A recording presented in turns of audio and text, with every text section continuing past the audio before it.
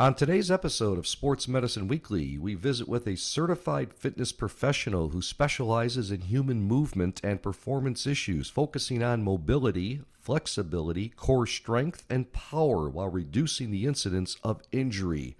Joining me and our Sports Medicine Weekly podcast producer, Alex Soroka, is Eric Ridings. He will be our guest, but first, GRF Ortho partners with orthopedic surgeons to improve the quality of life of patients by enabling them to have an active life through the generous gift of cartilage and ligament transplantation. Please go to grfortho.org to learn more. Sign up to be a tissue donor at donatelife.net. This episode also brought to you by Karen Malkin's new protein bar, brownie bar and superfood bars. Best tasting bars on the market, certified gluten-free, paleo, no added sugar. Karen's protein brownie bars and superfood bars available on Amazon and at KarenMalkin.com. So we bring on our guest, Eric Ridings, and to set this up along with you, Alex Soroka, my producer and helper here. Eric has been very influential in my recovery from shoulder surgery, which Dr. Brian Cole performed on me February of 2019. I went to a couple of physical therapy places, and they got me to a certain point. And then I heard about Eric through a friend of a friend, and I said, you know what? I've got to try it because I got to get better.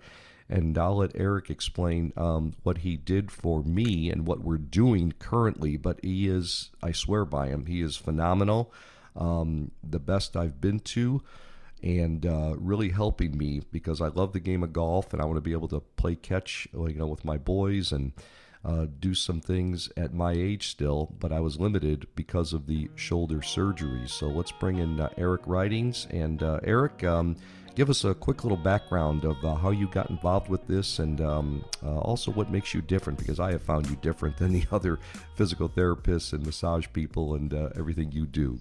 How are you? Sure. I'm good. How you doing? First off, thanks for having me. I appreciate you guys making the time for me to come on the show today.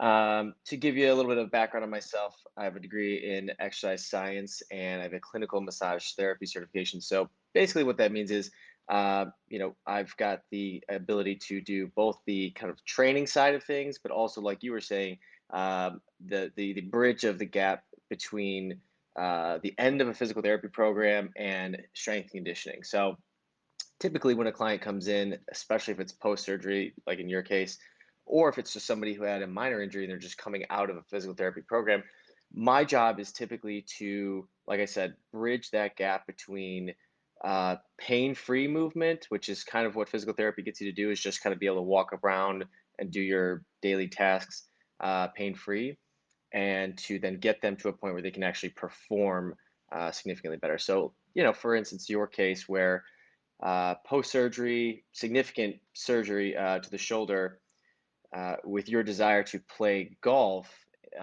we had to start to work in more extreme ranges of motion because it's just what's required of the game of golf. So, uh, doing soft tissue work, shoulder stability work, core stability work, all of these things are things that you can build on post physical therapy to create a more athletic, durable, longevity based body. So that's really the focus of what I do, and kind of how I operate my sessions with my clients. Eric, take us through what you first do, because I know you offered me like a complimentary Mhm. 16-point, was it, assessment at Right. Mobility So, Work Chicago, where you work, and that's your website as correct. well, Mobility Work Chicago. So talk about how it starts from there, because you gain a lot of knowledge from that session, Definitely. don't you? Yeah, so there's two versions of a physical assessment. The first one is called the functional movement screen, and that's just kind of for general movement. So it's just 7 movements, but it's kind of the base level movement patterns that everyone will have to go through: squat, lunge, overhead press position, shoulder mobility, things like that. But for you, what we did, and for what I would do with every golfer, is to do the Titleist Performance Institute assessment, which is a 16-point assessment, and it basically goes through all of the positions that a golfer will be in at some point, and it highlights, where they're limited, and to what degree they're limited, so that it creates a roadmap for you as the practitioner, as to how to set up a program for that person. So if they have, for instance, again, let's say limited thoracic rotation, very commonly, if something shows up like that in the assessment, it'll typically show up as a swing characteristic as well. So let's say, oh, I'm slicing the ball for, whatever reason. If we do the assessment, we see that you have a physical limitation. We can usually link one limitation to one swing characteristic. And like I said, that creates this very clear and measurable program for that individual. And then Eric, I do want to mention Eric Ridings is also, you mentioned Titleist. He's a TPI, which stands for Titleist Performance Institute Level 2 Fitness Coach, a Titleist Performance Institute Certified Power Coach, and of course a clinical massage therapist, also functional range conditioning mobility specialist, certified Kinstretch instructor, and Graston certified soft tissue therapist. So take me back to TPI, Titleist Performance Institute. A lot of people, obviously golfers, even if you're not playing golf, you heard the word Titleist, the brand, and some of the best golf equipment in the world. And what is TPI? How did they get involved with what you do and with human movement?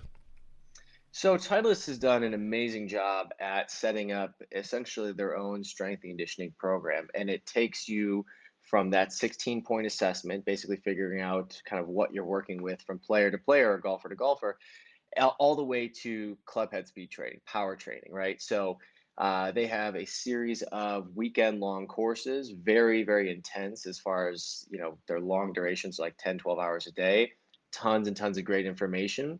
But like I said, it takes you all the way from being able to assess somebody to creating a more fit golf body to then creating a powerful athlete, something more along the lines of like an actual strength conditioning program that you might see in a college somewhere. Definitely something the pros are using. So in 2015, I did the initial certification, which is just the assessment part where you just learn to put people through that 16-point assessment.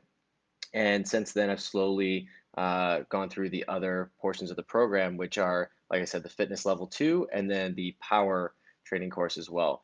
And again, with all three of those certifications, you have such a clear roadmap as to how to work with any particular golfer. So if they come in, you do the assessment, you see exactly what you need to work on from a limitation standpoint.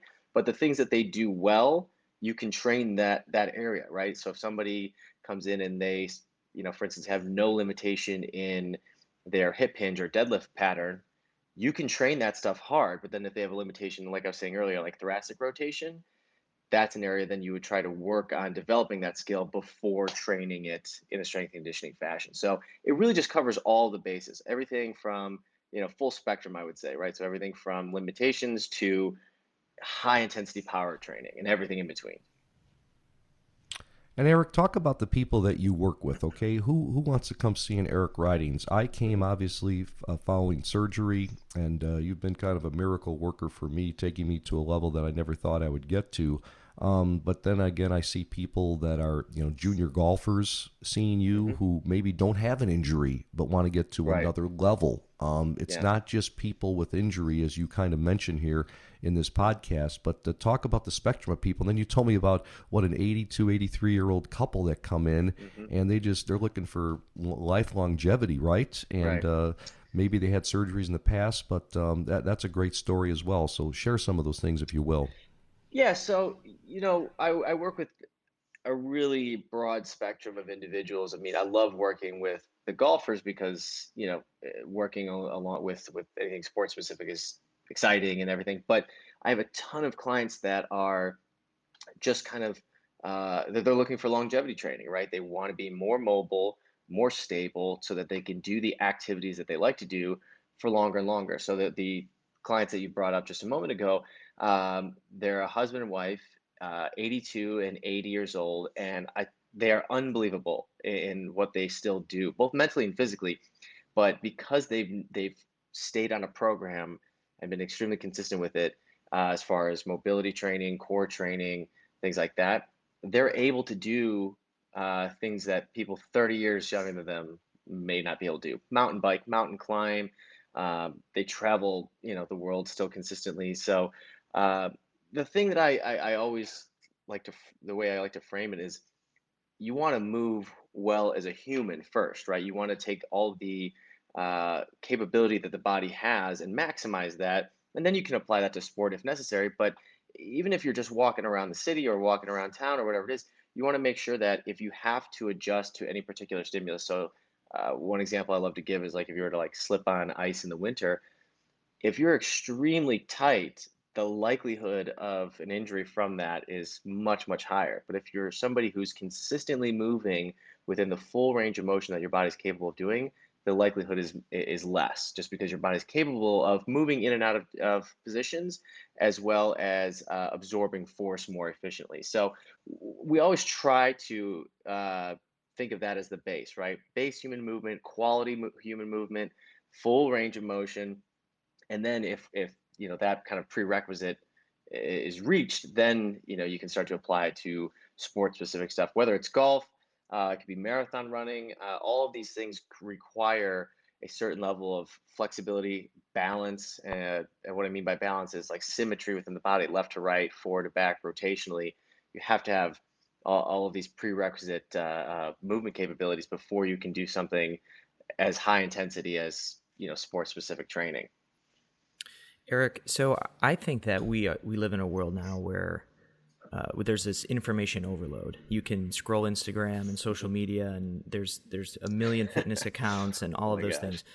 How often, I'm curious, do clients, in an initial meeting with you say, I've done this, I've tried this, and you have to sort of reiterate to them that although there are some basic mechanics and, movement patterns and those types of things, that we are all unique from the way that we sit and move every day. Mhm. And so there really is a level of customization that needs to be, a customized approach that needs to happen when it comes Mhm. to your field.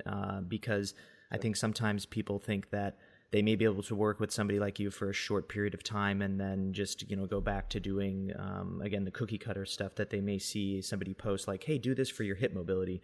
Well, Mhm. maybe your hip mobility is tied to a variety of other things that person A, B, C, D, it's Sure. different. So talk a little bit about the customization, maybe the information overload that we Mhm. get, and how we as sort of the general public can make sense of that, and how we know to approach training. Well, that's where the assessment process is so vital, right? If you're able to assess somebody from like a postural standpoint and then a movement standpoint, you can get a very clear picture of what that individual needs. And I'm not even talking just sports specific, but let's just say chronic pain, right? If somebody's got, low back pain, which is so common, it's a huge industry.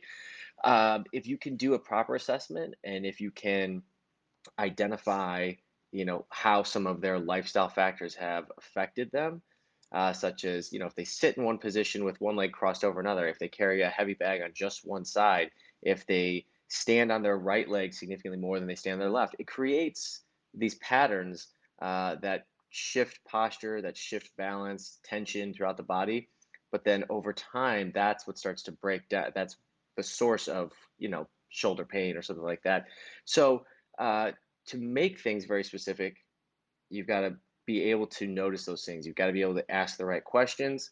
You've got to know details about this person's life, what they do, when do they do it, how do they do it, be able to assess them properly. And then, like, kind of like I was saying earlier, you can create a very specific roadmap for them. And then, you know, as far as going into a session with somebody like myself and then going back to doing their own workouts, that's an opportunity for a coach or a trainer to you almost have to teach your clients what you're doing and why. You know what I mean? Don't just run them through the program, but start to teach them the reason we do what we do is because of this. And the reason you do this specifically is because of the influence or the input that you've been putting in for 5, 10, 20, 30 years.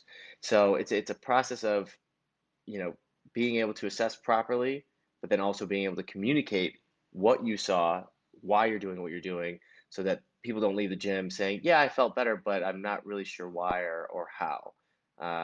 So does that make sense? Yeah, no, I think I get that definitely. And then, sort of to piggyback off of that question, how do you Mhm. approach nutrition? I'm one of those people that doesn't, I have a protein shake here and there, but aside from Mhm. just understanding that, protein is a macronutrient that I need, I don't Mhm. take a whole lot of supplements. But I think that's just because I don't understand them. So is this something where clients ask you, what should I be taking, especially if you have a client who's maybe in their 40s or 50s and they may be, not getting enough nutrition through daily diet? I mean, how do you approach that? Because we all know how important nutrition is to recovery. Yeah. So it's interesting. That's a great question, and I always approach this nutrition idea in one of two ways. I always assess somebody's sleep patterns and their hydration patterns first, because there's such a direct link between uh, not just poor, decision making, but poor nutritional decision making when somebody is underslept and dehydrated. It's just one of those things where you just fatigue to the point where you're not going to take the extra steps of going to buy whole foods, going through the process of making them or preparing them. So when I approach anybody's nutritional strategy, that's where I look to first. And then after that, you have to get a detailed assessment of what they're currently eating and try to then make adjustments to that, or just evaluate where it is there. Uh, so, if you're asking like, um, how do I get them to eat more protein, or just how do I make adjustments to their current diet? It's yeah, it's something that you've got to kind of take their current lifestyle and start to make adjustments to it. Because if you start to do that old trainer thing where it's like, hey, just eat chicken and broccoli all day long, the likelihood is that they're just not going to stick with it. So um, again, addressing hydration and sleep first, and then starting to look at what they're currently eating and create better patterns off of what they're already doing, right? I mean, obviously, if they're, you know, hammering down McDonald's cheeseburgers every day, it's going to be much more of an adjustment, but it's got to be gradual, because otherwise, whether that's an athlete or just kind of my off the street, just general movement clients, it's got to be something that they can stick to, and they're not going to stick to it if they hate it. So there's much more of a psychological base for it, if that makes sense. But there's no magic. Like you see these things like hydroxycut and all these things. That's marketing, No, that's my right? it is, and it's I can't, there's no way that stuff is a long term approach, and that's what it's got to be. You've almost got to get into a point of being an autopilot with good nutrition. So those habits take time. Bad habits take time to break, and good habits take time to implement. But if you can create roadblocks for the bad habits and set yourself up to easily create or start to create better habits, that's when things start to fall into place. But people get burnt out on it because it doesn't happen overnight, and we're all impatient to a certain extent.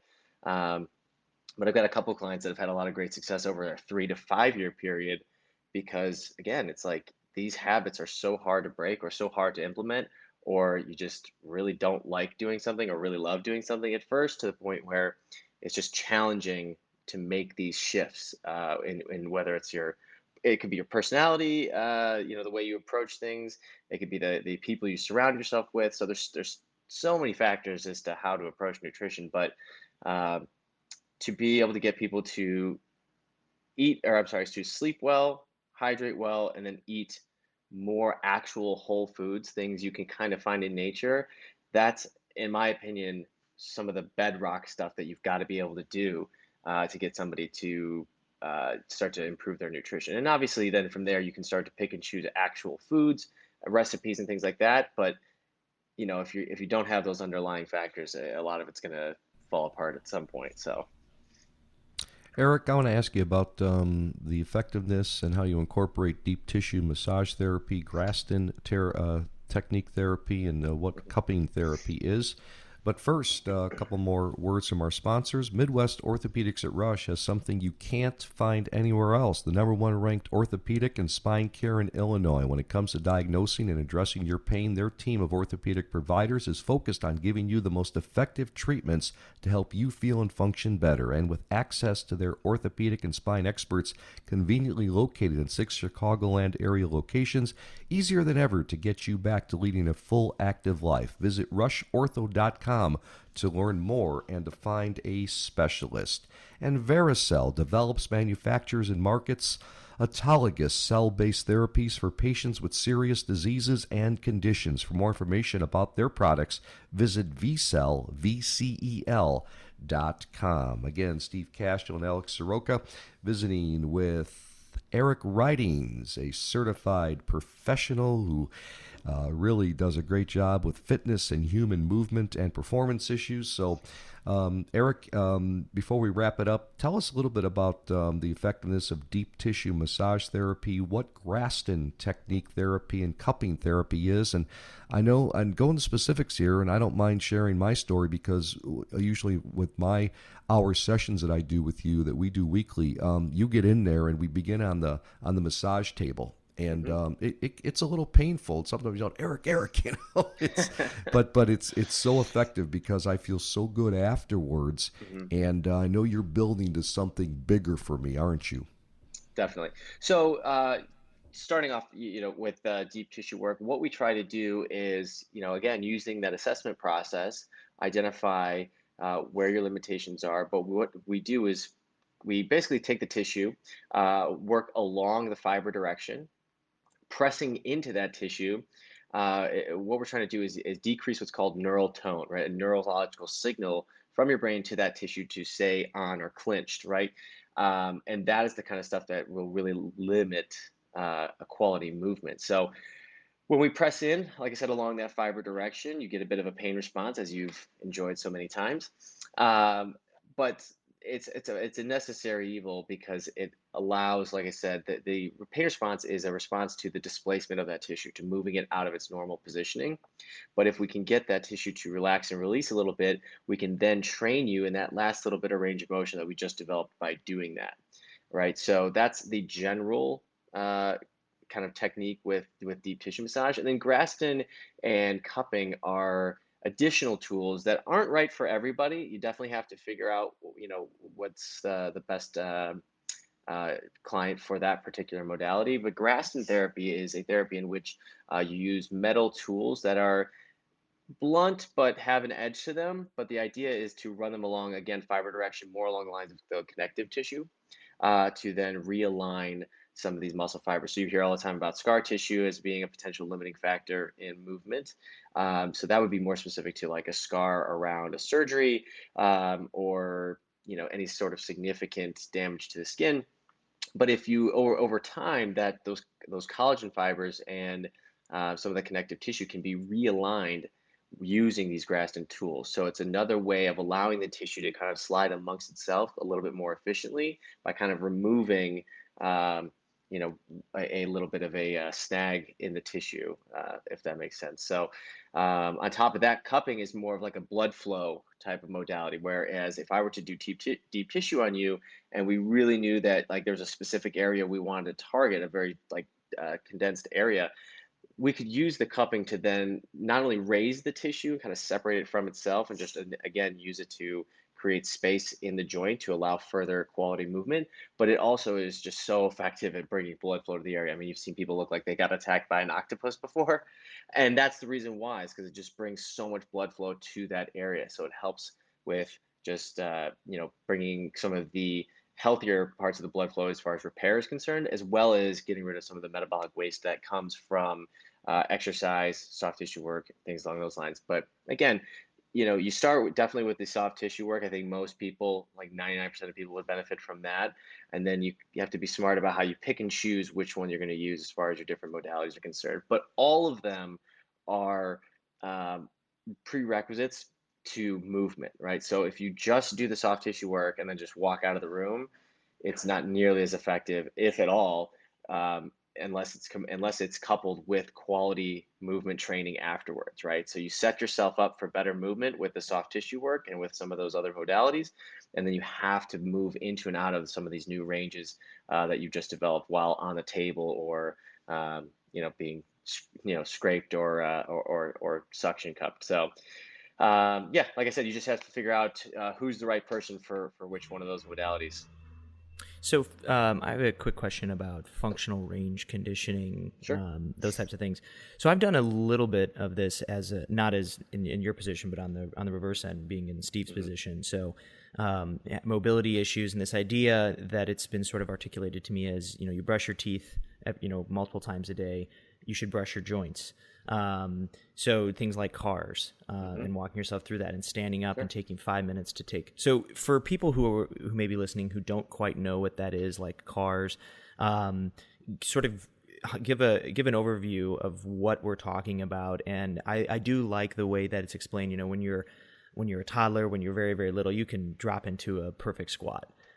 Usually because we grow up and are born with those full ranges of motion. And then as we age and we limit ourselves and we sit in chairs and cars and those things and we don't get into those ranges, it's almost as if the body is protecting us because it feels like it's in danger if it gets into those positions. Definitely. So go through that and walk our listeners through what we're talking about here and how we're trying to sort of reverse that, not reverse, aging, but reverse the limitations of movement that we get with time.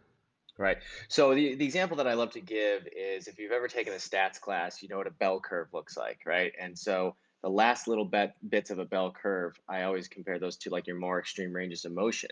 Your body and your brain will tend to forget those more extreme ranges of motion. Essentially, it's like one of those things where it's like if you don't use it, you lose it, right? So if I never reach overhead, if I never try to put my hand over my head, if I never, it doesn't matter if I'm grabbing a cup or if I'm, pressing a barbell overhead, if you just stop doing that stuff because life doesn't require you to do it, you'll lose the ability to do it. So what functional range conditioning does is it's a program, kind of like a conceptual idea, really, to put you into a stretched position, allow the tissue to relax and release, and then to create tension on either side of the joints, therefore teaching your brain how to work back into that angle, right? And it takes time, right? So if you're looking to, like you mentioned earlier, a deep squat, if you again go through an assessment process, see which tissues are the most limited, you can go through a program and this is where I integrate functional range conditioning into my practice, where I will use the soft tissue work to decrease that neural tone, like I was talking about earlier, and then have somebody go into a stretch position with that tissue, allow it to relax and release, breathe, get proper breathing mechanics while in that position, and then So have them flex the tissue on both sides to so you said reestablish your something capabilities. you said something interesting there, the neuro connection. So I think that's another important thing for the listeners to understand is that we think that if we're stretching a particular muscle, one of that we're lengthening it, but there's also issues where we, like you said, we need to reestablish the mind connection because there's a connection to the contraction. We think we want to contract our arm or extend our leg, and then that happens. But if we're not putting ourselves into those ranges of motion, we're unable to sort of have that connection. So the purpose is to get ourselves into those ranges. And I've been told, hey, after you squat, I should pales rails after I'm done squatting because I want my body to sort of remember to be in that position. So go a little deeper on the neuro connection for us. Right, so it's a motor control program, right? So what we want to be able to do with all of our clients is to be able to get them to utilize full range of motion by creating tension in that position, right? If I can't create tension in my deep squat, for instance, I'm certainly not going to be able to control it with weight, but it's going to be something where some of your prime movers tend to actually clinch when you get into your deeper ranges of motion because they're unable to stabilize at any lower range of motion. So it's really, really important to not only get into position, but then function there. And that could be, like you were saying with the pails and rails, if you get it into a stretched position and then you can create tension in the tissue on both sides of the joint, it helps develop your ability to then function into and out of that position and not lose anything, not lose performance, not lose control, not lose stability, because that's really where we see some of these breakdowns in performance or even something that leads to injury. It's when somebody's at a compromising position and they're unable to stabilize in that compromised position. So that's really what I feel like functional range conditioning does best, is allows people to develop control of a particular joint at a end range of motion, which translates over to better movement in general, safer movement, and certainly more capacity from a strength conditioning standpoint. Eric, great stuff. Really appreciate it. Who comes to see you? How do they get a hold of you? And when are you available? Yeah, so I mean, everybody from, I've got junior golfers that are 16 years old up into, very active individuals that are in their 80s, and anybody in between, anybody who's looking to increase their flexibility, increase their mobility, feel a little bit younger, and like Alex was saying earlier, to kind of like to develop their joints from a movement standpoint, but also a health standpoint.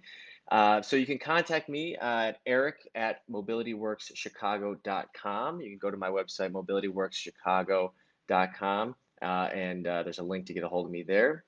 And I work out of a facility called Lateral Fitness at 314 West Superior Street in Chicago. And if anybody's interested in coming in, initial sessions are always free. That includes a assessment process like we talked about earlier, as well as a bit of an implementation of whatever program we would start to design there that day.